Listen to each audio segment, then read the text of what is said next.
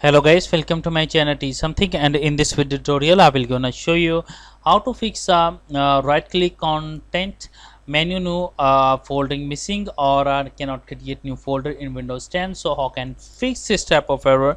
Let's get started. Before starting of the video, I humbly request you please subscribe my YouTube channel for more updates. So let's start. Okay guys, first of all go to your search box and type a registry editor.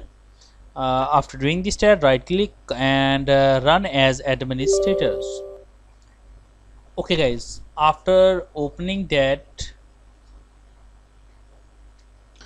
first of all you can select the H key under classes root, select and expand it.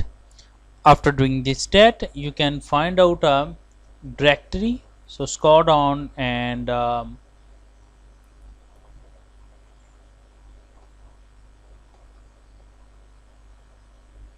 no, here is a directory. You can select it and expand it.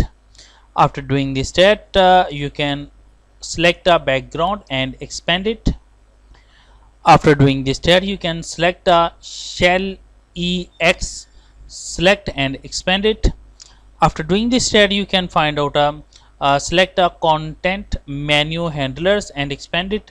After doing this step, right click on a new and click on a key. After doing this test, set a name is new. Now here is a creative.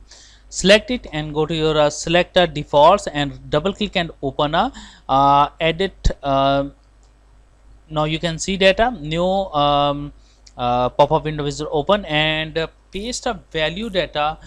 This and this is available into the video description. You can copy and paste it.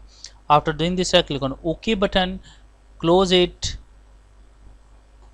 and after that go to your H key, and after doing this step close the registry editor and restart your computer. I am sure that after doing this step your problem is fixed. Thanks for watching and please subscribe my YouTube channel.